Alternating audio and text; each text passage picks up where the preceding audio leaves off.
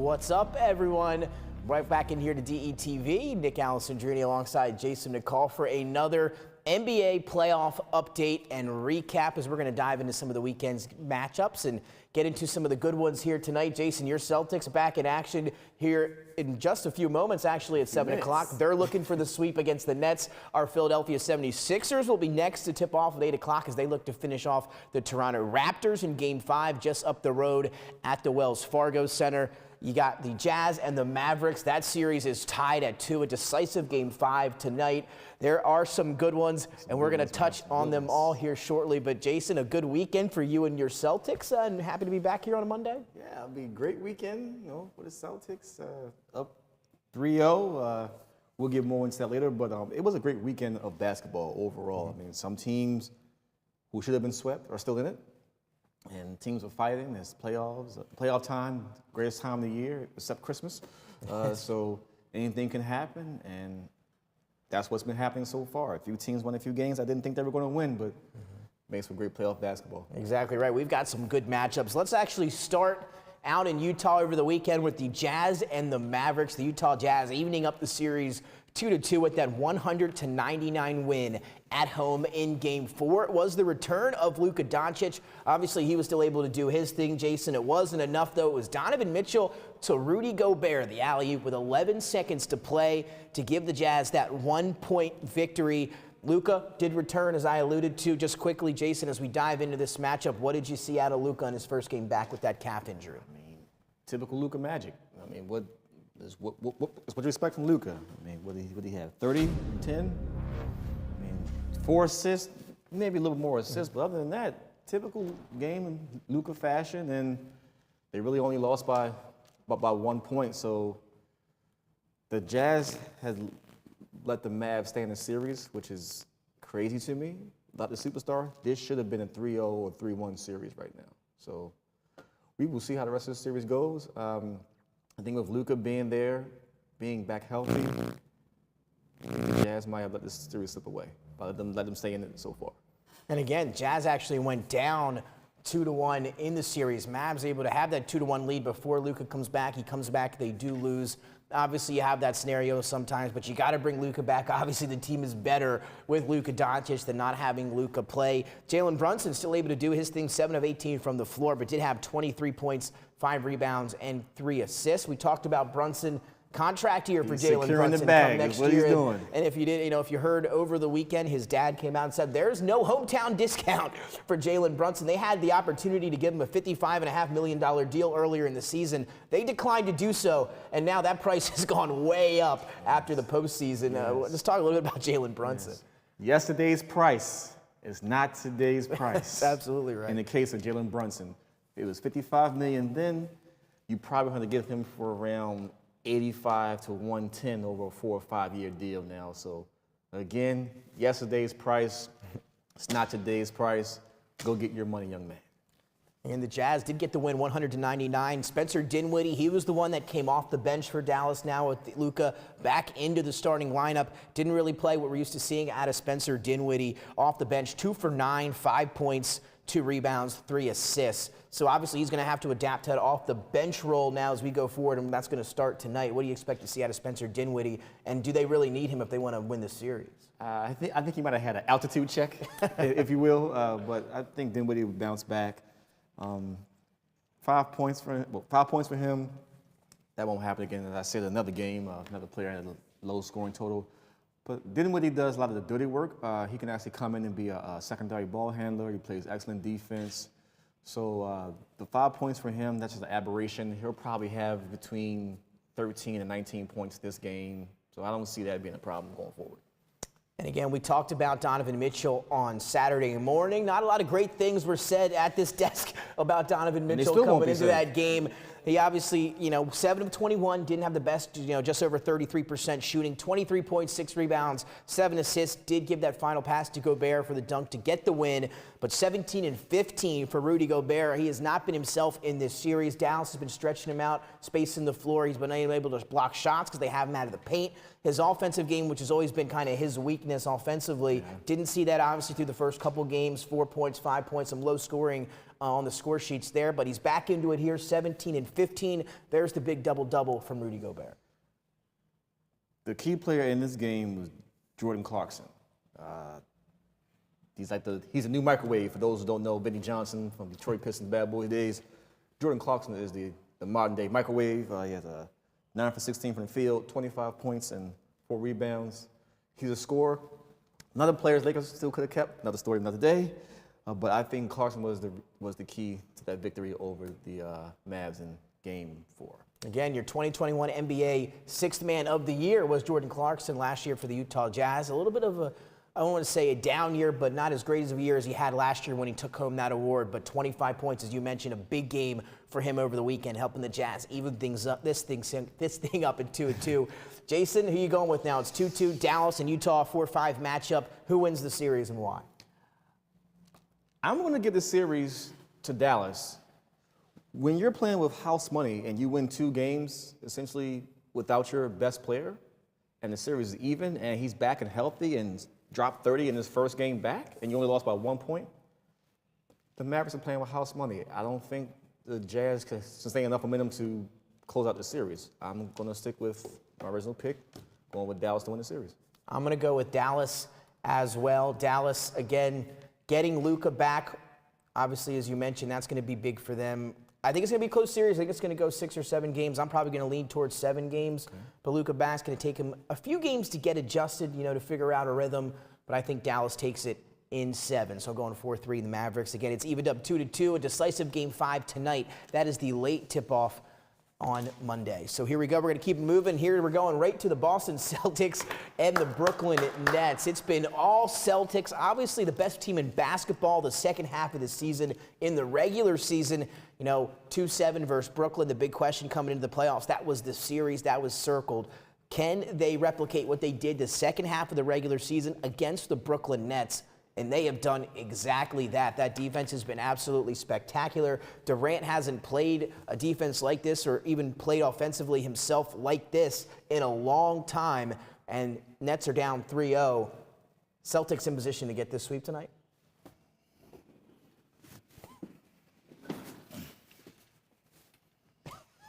Get the brooms out. Get them out of here. Nets are gone tonight. That's all I want to say. Nets are gone tonight. And let's talk a little bit about your Boston Celtics. They have been probably the most impressive team so far here in the 2022 postseason. You could argue 3-0 over the Brooklyn Nets and Kevin Durant. But you look at the defense. Durant and Kyrie there in Game 3, 12 of 28, combined for just 32 points. And it's funny, the leading scoring tandem in this series is Jason Tatum and Jaylen Brown over Kyrie Irving and Kevin Durant. It's been all Celtics to this point. Just talk. It really has. I was looking at a stat last night. Now, the top-scoring duo in all the playoffs are Brandon Ingram and CJ McCollum from the Pelicans, averaging 55.5 points a game.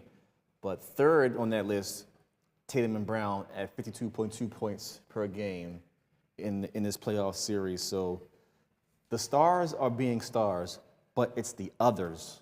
And when you speak about Boston, led by the heart and soul of the team, 2022 Defensive Player of the Year, Marcus Smart, and everything just goes from there. They finally bought into Coach Udoka's system. As you said, the best team in the NBA since the second half of the year, well, since like the end of December. So, yeah.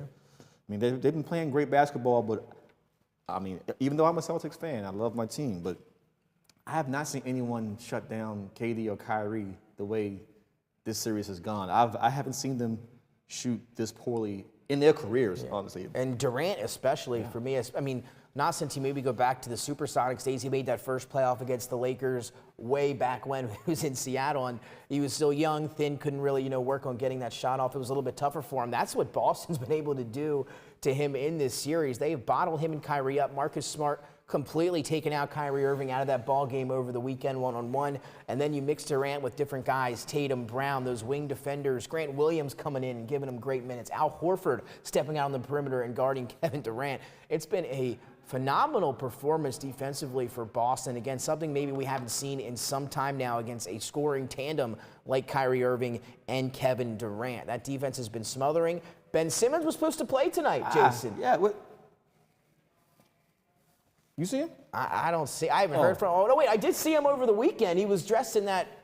I don't know what he was wearing on the bench there, but he looked like he was dressed up to the T. As he was getting some TV time. He was noticed for the wrong reasons. His outfit, exactly right.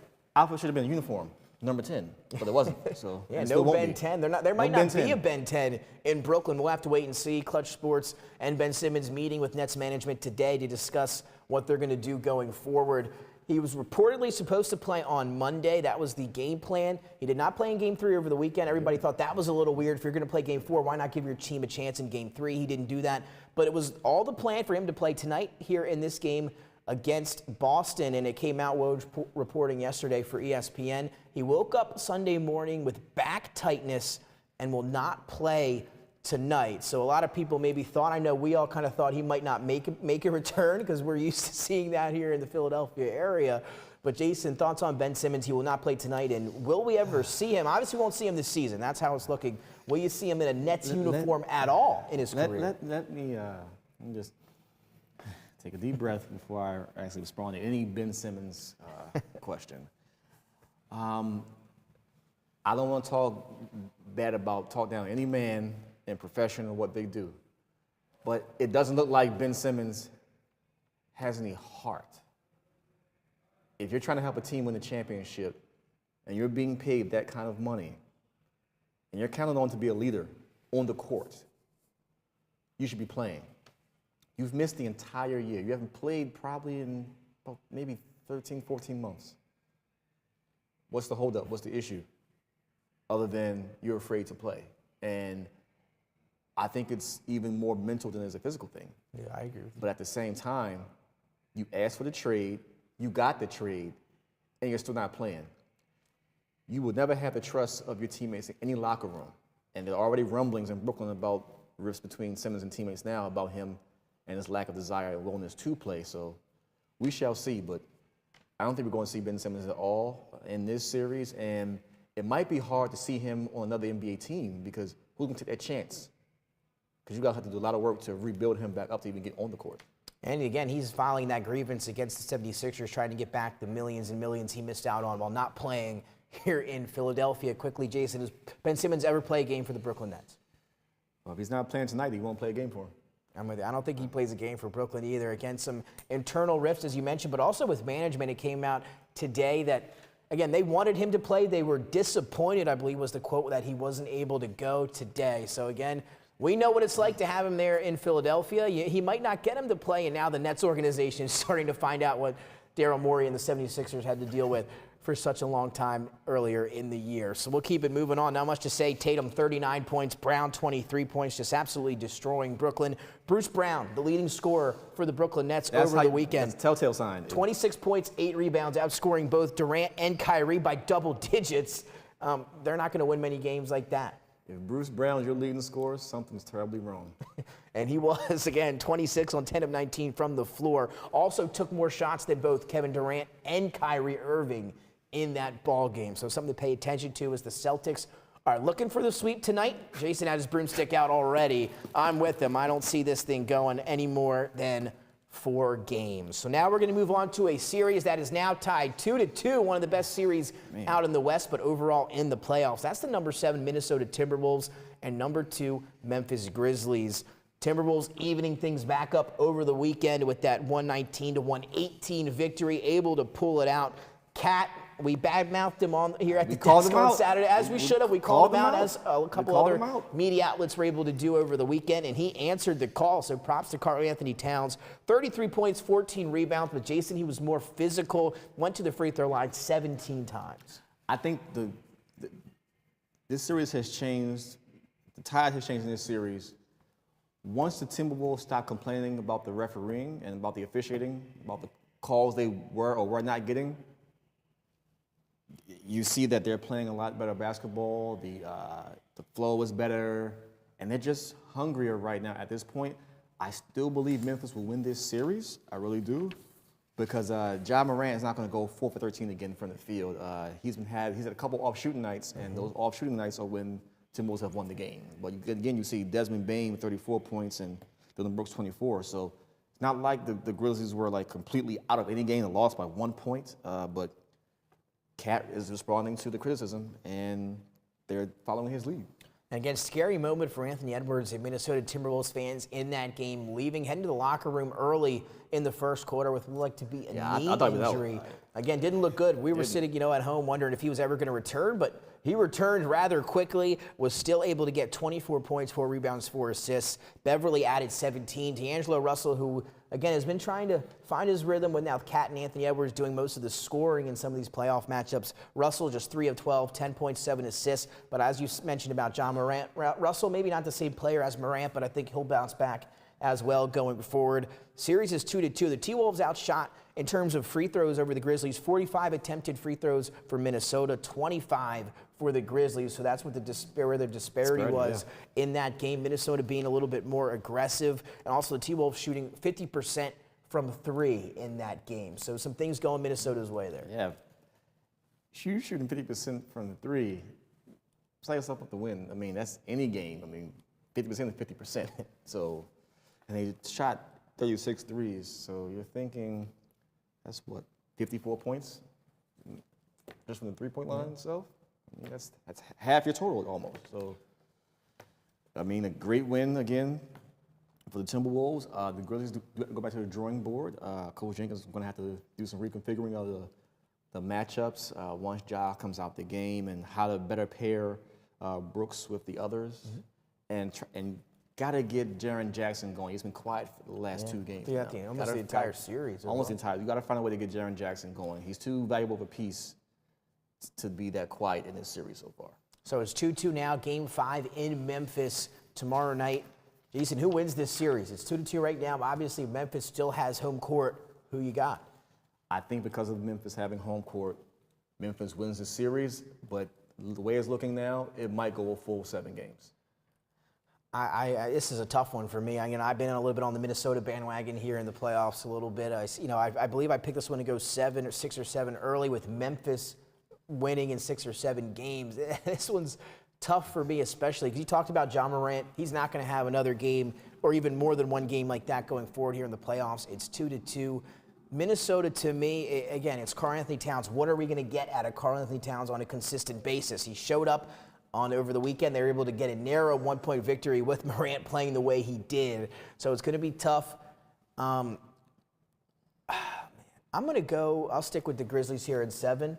But again, it would not shock me if Minnesota was somehow able to pull off the upset again at 2-7. And you don't typically see a lot of 7s taking down 2s. Coming in, you thought the Nets might be the 7th seed to get a victory in this year's playoffs. Looking like Minnesota has a shot to do that here in 2022. I will say this before we move on. I think the reason why the series is so close is because these teams are so young. They're both they are averaging 24, 25-year-old average age per player on the team. So you're really looking at 2 more evenly matched teams. This year, the seeding really doesn't matter in the playoffs, as you can see. So it's a 2-7 on paper, but it's playing like a 4-5 series. It's been a great 2022 postseason so far, for sure, besides the injuries. You never like to see that, but some teams dealing with some significant ones so far here in the postseason. That's going to take us to the Bucks and the Bulls. The Bulls, throughout the beginning of the series, thought they were going to keep it interesting maybe early on in the series. Chris Middleton goes down. He's out. Will be reevaluated in a week or 2. But the Bucks, since Middleton have went down, they've really answered the call as well. They defeat the Bulls 119-95. This game was over before it started. Bucks out ahead early, able to ride 20-point lead throughout the game to a victory. Man, they beat the brakes off the Bulls again at home in Chicago. I don't know if they're not getting any heralds, any deep dish pizza. I don't know what's going on. Something's wrong. I don't know what's going on with Chicago right now. You cannot put out that type of effort 2 games in a row at home, expect to win any series. And I don't know what's happening. No one knows what's happening. Maybe it's Zach LaVine not playing a full game and get the potential. I mean, Vucevic is playing the way he normally plays, and you're getting what you normally can from DeRozan. But other than that, you're not calling anybody's name. We haven't called Kobe White's name in a few games either. So this goes on and on and on. So it's the others who are not giving the Bulls a chance to win, and that's the problem right now. Again, it's been all Bucks so far in this series.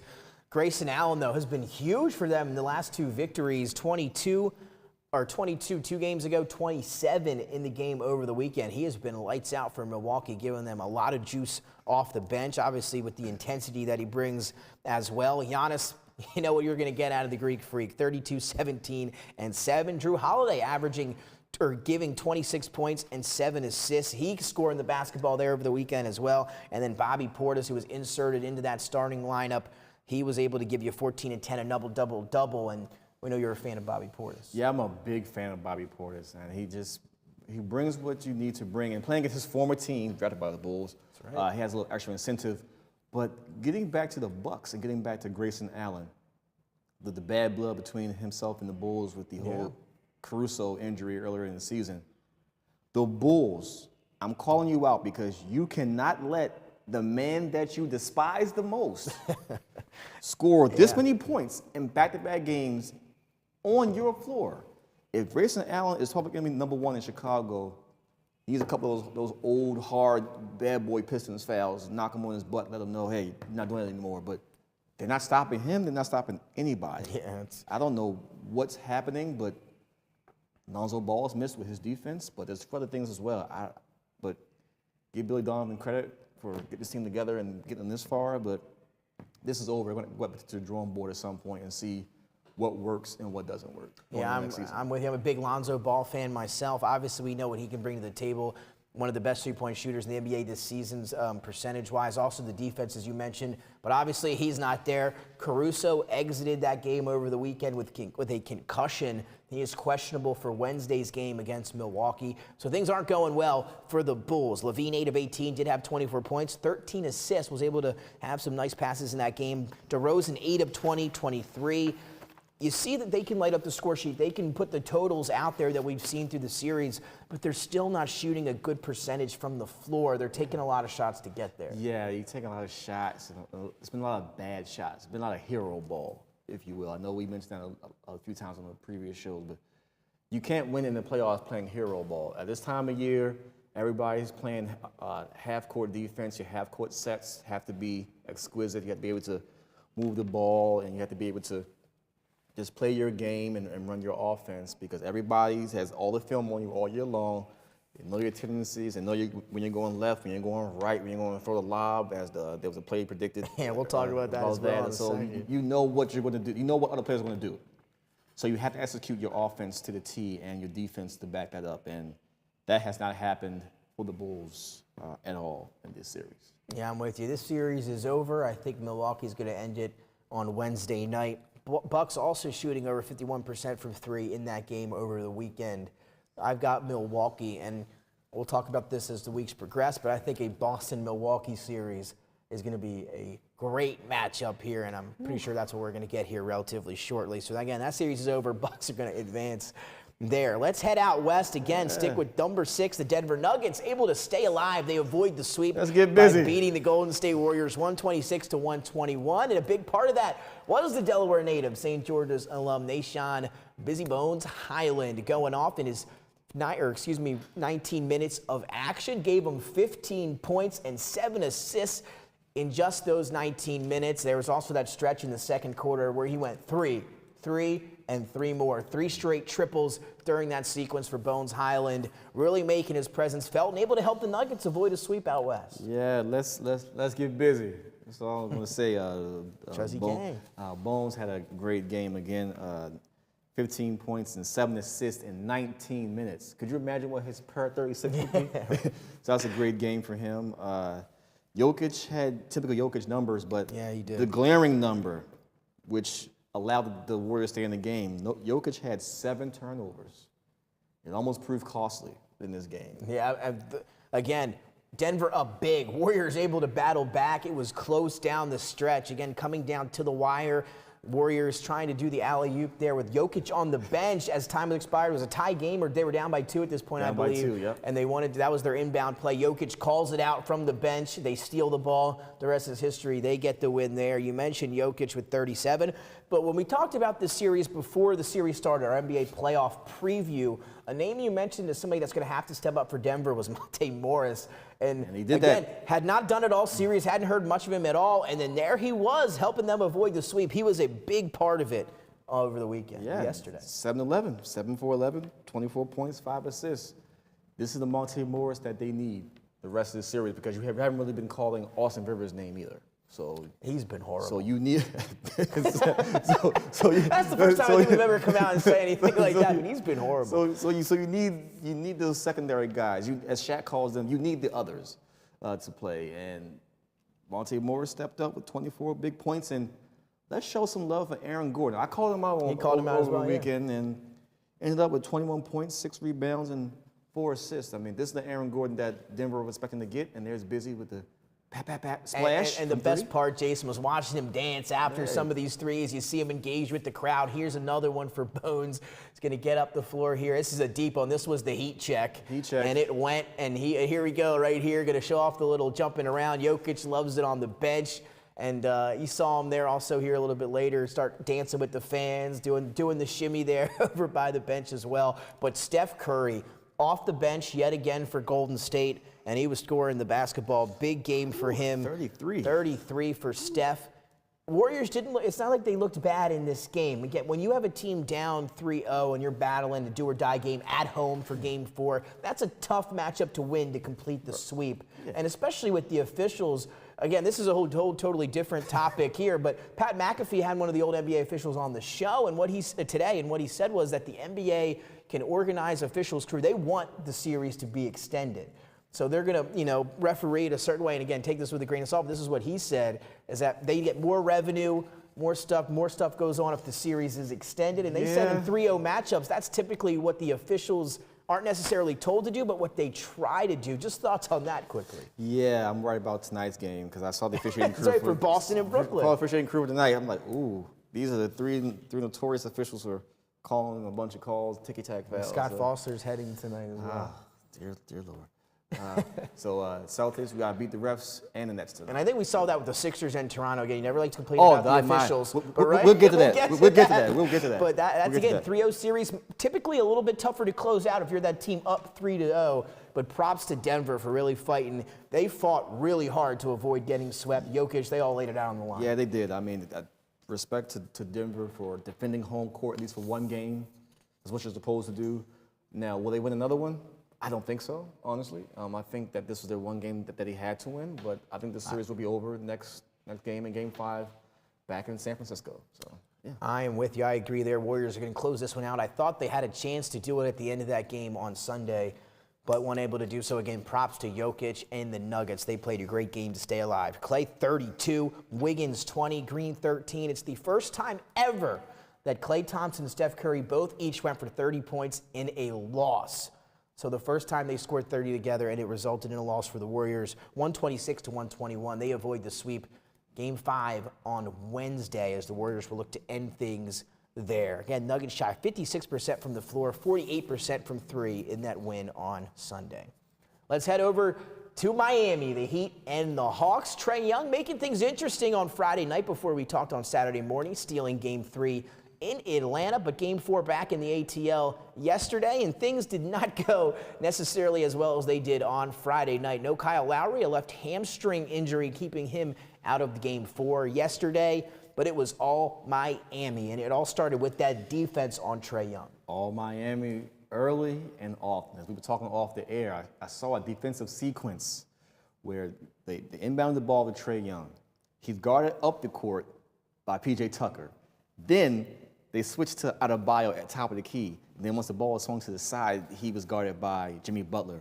When you're guarded by 3 dogs on defense like that, you're not going to win any game. I mean, and the fact that they can rotate that many people on Trae Young and not be out of rotation on the defensive sets, it just showed you about the Heat culture and the defense and what they've always been able to do. But Jimmy Butler is making people forget the season that he had last year in this particular playoff series here. I miss Jimmy Buckets. That's the first thing that comes into my head whenever I watch the Miami Heat is what could have been with Jimmy Buckets and the Philadelphia 76ers. But you talked about it. He's been absolutely electric. There you see in the first quarter, Atlanta getting off to a good start. It was back and forth through about a quarter and a half. Then Miami starting to get into that lead near the end of the first half. And then it was all Heat in the second half. Jimmy Butler, 36, 10-4. He continues to just be phenomenal in the playoffs. PJ Tucker shooting another great game, 5 of 7, 14 points, 8 boards for Tucker, who has been a huge addition for Miami over from the defending champion Milwaukee Bucks. Bam Adebayo, 14 and 8. Off game for Tyler Hero, but they didn't need him. 1 for 8, 3 points in just 21 minutes for the 6th Man of the Year candidate. And then you look at the Hawks, one of Trae Young's worst games as an Atlanta Hawk. 3 for 11, 9 points, 1 rebound, 5 assists. You talked about the defense. Hawks won't win any games with Trae of that stat line. Well, I mean, well, you know, heat normally melts ice. Ice Trae might have been feeling a little warm. Ice Trae, yesterday. yeah, he turned into a little bit of condensation in this game here. So, you know, that's what happened. The Heat just have a great game plan to stop Trae. They know that Atlanta doesn't have any secondary scores that they're afraid of. Bogdanovich is inconsistent. Herder's inconsistent. And that's the name of the game. I mean, that's the name of the game. And you shut down everybody else, you make the others step up, and the others are not stepping up. But I haven't seen Trae Young play this bad in a game. Probably since one of those games at Oklahoma where he had a good team like Kansas. But other than that, I haven't seen him play this bad of a game. And we talk about Durant having a bad game. We haven't seen that. But Durant bad game and this Trae Young bad game are two completely different animals. Trae Young looking considerably worse so far. Yeah. And again, you can attest that to the defense for Miami. Yeah, the defense for Miami and the length that Miami has across the floor. I mean, you're the shortest starting person on offense, probably Jimmy Butler. He's 6'5", 6'6". Yeah. So he's the smallest guy on the court as far as their starting lineup. So. And again, this is when Miami started to take over a 9-0 run here for the Heat. Atlanta trying to get back in it. There's DeAndre Hunter. He was the bright spot for Atlanta. Great game. DeAndre Hunter, 9 of 13, 24 points. I mean, he was a lone bright spot for the team. But if he's a lone bright spot, that means others are being shut down. It's not a good look for the rest of your team then. And again, Jason, is this series over? No Kyle Lowry, and they win by 20 points, double digits. No Kyle Lowry. Is this series over next? I'll put it like this. The city of Miami is undefeated. I say that for multiple reasons, not just on the court. So the city of Miami is undefeated, and they're going back home, Biscayne Boulevard, Game 5. It's over. That's over. I'm taking Miami also now, ending this thing on the next one. 15 offensive rebounds for the Heat yesterday, 15 turnovers for the Atlanta Hawks. It was doomed from the start for Atlanta yesterday. Miami takes a 3-1 lead. They'll look to close things out tomorrow. So now we're going to head to maybe one of the most interesting series as well. We talked about Memphis and Minnesota. This is another great one. This is New Orleans and Phoenix. Coming in, the odds for this one far in favor of the #1 seed. I don't think we've had an 8 even contest a 1 since Memphis and San Antonio, way back when. And now we have a battle out in the Western Conference. New Orleans able to defeat the Suns 118-103. That ties this series up at 2-2. Brandon Ingram really shining on the brightest stage. Brandon Ingram is making people take notice that his all-star nod a year ago was not a fluke, and that he's worthy of the #2 pick that he was in the draft a few years ago by the Lakers, who could have kept him as well. But again, as you see, all these former Lakers still playing the playoffs, and they're home watching them. So just want to throw that out there. But no, Brandon Ingram had a great game. But my player of the game, who I said will have a good game, Valanciunas. 26 points, 15 rebounds, 4 assists. This is the Valanciunas that we've been used to from Toronto even to Memphis. So, and now in New Orleans, Valanciunas, great game. But what about Herb Jones, man? Herb Jones, I was going to lead you into that, but you're already on top of it. What a game from Herb Jones, the rookie, 2-time Defensive Player of the Year, SEC Player of the Year, and now doing some phenomenal things in the NBA. Again, he had 3 blocks in that game. All 3 were out on the perimeter. He is just a phenomenal perimeter defender. One of the best, and again, if you're listening to the broadcast, Reggie Miller called him one of the best defenders already in the league as a rookie. What do you think? Reggie Miller's spot on with that. I mean, I think just his length and he's an irritant, but he's a big irritant. So he can guard multiple positions. But the defensive Herb Jones and also defensive Alvarado on Chris Paul, on CP3. That was the big part of the game. That was the big part of the game. Shut him down. Because what happened before was Chris Paul in the fourth quarter having, 16 to 18 points in that last fourth quarter they played where they were able to get the victory. Yeah. Not the case in this quarter. They limit Chris Paul to 4 points, 3 rebounds, and 11 assists. That is not the Chris Paul we're used to seeing. That is not the CP3 that we've grown accustomed to over the years. And I think that there was some extra moxie to do that, shut him down while in New Orleans. But no, this still hasn't been your town since you left, and we're still not having your town now. David West still there? Is David West back for that game? But no, it was a great defensive effort by the Pelicans. And again, no Devin Booker. That seems to be the issue. It's right, changed the tide of the where, series. Where is the Phoenix scoring going to come get from? The scoring come from? And we talked about that. DeAndre Ayton, another great performance. He looked good. 23 points, 8 rebounds. He was the one that was scoring the basketball. Him and JaVale McGee looked great. McGee, 14 points. Cam Johnson able to add 13. Not a great shooting day. But again, you lose Devin Booker and Chris Paul, who can be your scorer. When he's not, you're going to have to search somewhere else to get that scoring. Yes, and the scoring should have been coming from Cameron Payne has to step up. He's one of the others that led them to the finals last year. Cam Payne's offense is needed right now in the world. He had a great dunk during the game, but other than that dunk, he disappeared, and Mikal Bridges has to score. His defense is great, but he actually has to score. He has to do it on both ends of the floor for them to stay in this series, because right now, they're letting it slip away. It's tied at 2-2, but you see the momentum shifting in favor of the Pelicans, and you don't want that to happen. And again, the Pelicans, they can really score the basketball. You mentioned the duo in terms of scoring in the playoffs. They've got the top one, as you mentioned, C.J. McCollum and Brandon Ingram. They can really score it, and they're showing that. Valanciunas, a great anchor in the middle, 26 and 15. Huge game for him in the paint. Herb Jones defending phenomenally. Free throw disparity also a little crazy here on this one. New Orleans, 42 free throws. They hit 32 of them. Phoenix, 10 of 15. So a big defense. Monty Williams really made that felt in his post-game press conference. He was not a fan of the free throw disparity. We'll see if that changes going forward. But a big win for New Orleans at home. Now we head back west to Phoenix. But the series is tied 2-2. Who wins this series? Ooh. I know we said Phoenix the other day. They look a little, they're struggling offensively. This series might go 7. If there's no Booker versus this series, it's going 7, and it's going to be whoever has the ball last. I'm going to go give a prediction. I'm not doing that. I think it's going to go 7, and whoever has the ball last, that's who's going to win the series in Game 7. It's going to go 7 games as well. I mean, this one could be a toss-up. Again, you got the Suns. Right? When you look at it that way, New Orleans has been the offensive team. The Suns have been more of the defensive team. You got Bridges. You got Ayton in the middle. Even Chris Paul for what he can do. Will New Orleans have the consistency offensively with Ingram? You know what Ingram's going to give you? You got McCollum. Can McCollum and Valanciunas be consistent? I think they can. I think they can as well. And I don't. An upset of 8-1 is hard to call, and it's happened a couple times. It has happened, and I don't want to, sit up here and try to say, well, I'm going to be the smart guy to take the 8 seed to beat the 1 seed.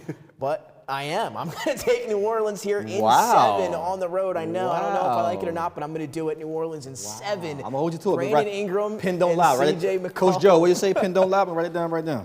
Again, and it all lies on Devin Booker. Devin Booker, one of my favorite players in the NBA. Without him, I don't know if they're going to be able to get the scoring to keep up. And they could. And Cam Johnson and Bridges, they could light it up scoring, but they're going to actually need them to if they want to win. So will they is the question. Yeah, again, we talk about it plenty of times. It's the others that have to step up. And right now, that's not what's happening. So the others have to play. And again, I do like the others, if you will, on Phoenix more so than some other teams. I agree. So I think they could step up. Yeah. The question, again, is will they? But I have more confidence in McCollum and Ingram than I do in some of the others scoring the basketball, even though it's not the same, obviously, there. Chris Paul, I have confidence in Chris Paul. We'll never not have confidence in Chris Paul. That's a given. But you can't have Chris Paul. You can't need him to score 30 a night for you. Not that he couldn't, but you just can't rely on him to do so. At 37 years old, exactly right. You don't want him to score 30 points a night for you. If he's scoring 30 points a night, then you're having some issues. So more confidence in Phoenix or more confidence in Memphis to get the series done? I am still more confident in Phoenix because of what they have, the talent they have, the experience they have, and the coaching that they have. I mean, well, yeah, I would say that. I'm still going to stick with Phoenix winning the series in 7. Believe it, but again, I think, like I said earlier, 3 moments ago, it still might go down to who has the ball last in that Game 7. So I want to say Phoenix, but I still think whoever has the ball last is going to win the game, and I don't know if it's going to be Phoenix or New Orleans just yet. This series has turned out to be one of the better series in all of the NBA playoffs right now. So as of right now, it's a toss-up. I'm with you. Again, now both of those series are toss-ups for me. Again, I took New Orleans and I took, I believe, Memphis in 7. So if you're asking more confidence, I guess I would have to say Memphis since I picked that way. But it could go either way for both of them. I think they're going to be great series for both of those matchups. Just a quick little live update. Boston and Brooklyn, they are underway late in the first quarter. Boston out to a 27-19 lead over Brooklyn. And things aren't looking good for them. Jaylen Brown, 6 points. Horford, 5. Tatum, 4, scoring. Getting it from everybody so far to start the game as we check on Durant and Kyrie. Durant, 3 of 7, 9 points, 104-3 for Kyrie. So a little bit of a tough start for Brooklyn yet again. And Jason, I know we already moved past this one, but if Brooklyn was to have any shot tonight here in Game 4, wouldn't you think they would have to get off to a better start already? You would think so, but I would say it's too early to call right now. But I would say for this game, Nets want to stay in it. It's not going to be about just KD and Kyrie. It has to be about Bruce Brown. It has to be about Seth Curry. It has to be about Blake Griffin off the bench getting some more minutes. Nick Claxton. Andre Drummond. It has to be about everybody. They're going to need to throw the whole kitchen sink at Boston to even have a chance in this game. And Patty Mills, 2 points. Claxton with 2. That's somebody we haven't heard. Patty Mills, put him on the milk carton. Yeah, and seen them all series. And a lot of talking down on the subject of Patty Mills, a lot of the talk surrounding Patty Mills and his poor second half of the year postseason performance was that he's kind of an older guy himself. And when Kyrie doesn't play home games, they relied on Patty Mills a lot during that regular season. And the word in Brooklyn that he's been run down and he doesn't have much left here for the postseason. What do you think about that? He's a champion. He's not even going to allow for that excuse to be told about himself. So, yeah, that's again, it all comes back to Kyrie Irving. Patty Mills has been a consummate pro his entire career. He won't give any excuses for his play. Oh, I'm not saying he's getting excuses, but you can tell he's looking a little run down a little bit, and that can have him probably playing a lot more minutes than he had anticipated coming into this year because he was thinking he was going to back up Kyrie. Well, they're down 0-3, so that's a rundown right now. I mean, that's just what's out there. What are you saying? Yeah, you're right about that. So, again, 27-19 is the first quarter winds down in Brooklyn for Game 4. Celtics are looking for the sweep. Now, We've got the big game we took about. But let's get to the one tip-off in 40 minutes up the road, up I-95 to the Wells Fargo Center. Sixers trying to wrap it up in 5 after a tough loss to the Raptors on Saturday, 110-102. Toronto avoids the sweep. They do get to come back here to the East Coast in Philadelphia. But let's talk a little bit about that game. Siakam was able to do his thing, but the officials did not help out the Sixers. We talked about those 3-0 crews and that they like to extend series. Conspiracy theory, if you will. It showed on Saturday. This was the worst officiated NBA game I've seen in years. I mean, it was just, I'm grateful that the Sixers actually stayed in this game as long as they did because the officiating was just, it was horrendous. I know, but I don't want to harp on that, but it contributed to the final score. Yeah. Without a doubt. Again, 110-102, Raptors get the victory. It was the first time we've gotten to see Embiid after the thumb ligament news came out. Before the game earlier Thursday, Friday, it was reported that he was dealing with torn ligaments in his right thumb, and we saw that on display. It looked like he was feeling it a little bit out there. Obviously, he didn't play as physical as we're used to seeing, wasn't all over the floor battling for rebounds. He was, I guess, trying to test it out, kind of trying to get a feel for it, but he didn't look quite like himself on Saturday. Yeah, I think between Embiid's turnovers and Maxey having an off shooting night, I think that's the only 2 reasons why this game wasn't, well, besides the officiating, didn't go in the Sixers' favor. Embiid had 5 turnovers, and Maxey went 4-12 from the field. So, and Harden steadied the ship, 22 points, 9 assists, 5 rebounds, but he also went 5 of 17 for 22 points. So it was really just an off shooting night for the Sixers. But they still only lost by 8, so their defense is there. The scoring can come in bunches. I think it was just an off night. I think it was just a home team being hungrier than them, trying to get swept. And that's all it was. This is an aberration. This series is going to be over tonight. And again, I'm not saying the series won't be over tonight. I have the Sixers winning and wrapping it up. But what I saw from Embiid scared me a little bit going forward in the postseason. What we saw in the first 3 games was an absolute animal all over the place, dominating the boards, battling down low, taking contact, finishing +1.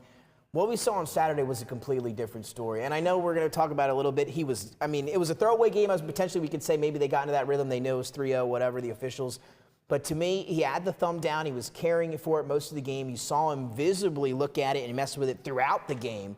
And then the rebounding wasn't there. He wasn't battling for rebounds. Like I said, he was avoiding contact, not getting inside. And to me, not to mention the turnovers, those double teams were coming. He couldn't pass out of it with that thumb. You can see he was giving him issues passing the ball.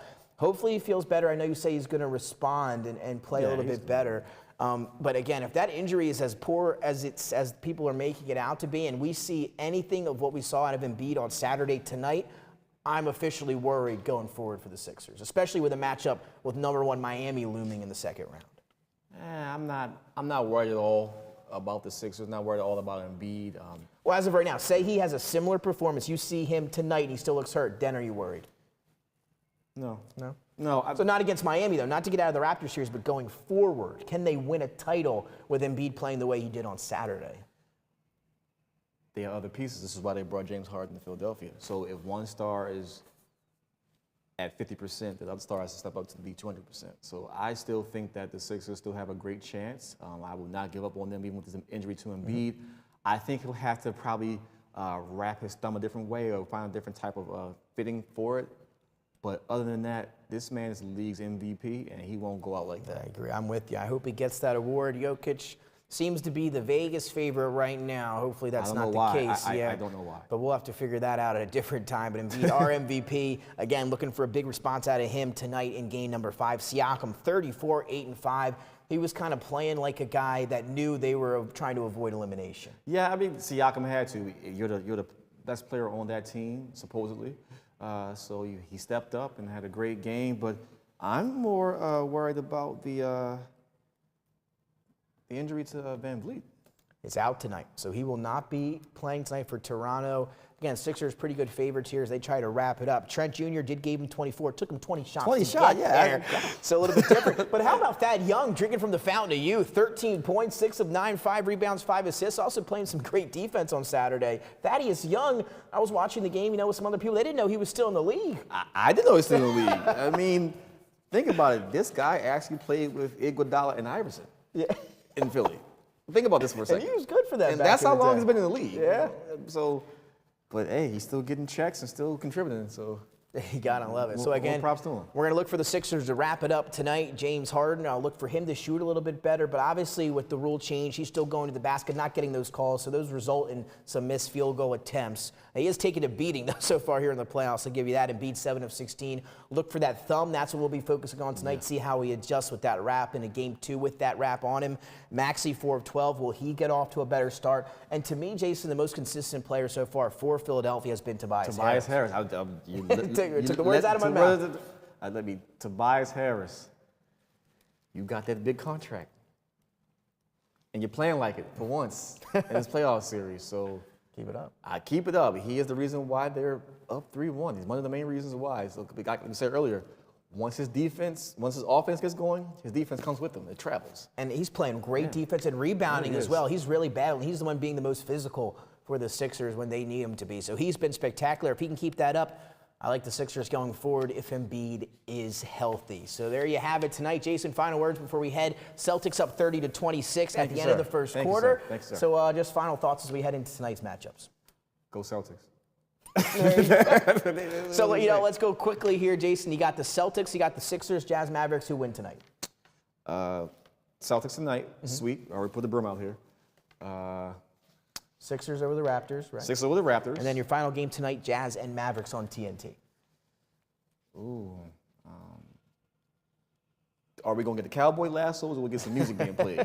I think I'm going to throw my cowboy boots on. Cowboy boots on, as will I. Wear my Spurs because I'm going with the Mavericks tonight as well. Mavericks back at home for Game 5. I take them. I'm going with the Celtics on the road to close things out against Brooklyn, and the Sixers at home shutting down the Raptors here and moving on to the second round. So there you have it for Nick Alessandrini and Jason McCall. Change your channel. Go watch some fantastic NBA games here tonight. Boston out in front. Sixers coming up very shortly trying to close things out against the Raptors. We'll see you next time right here on DETV.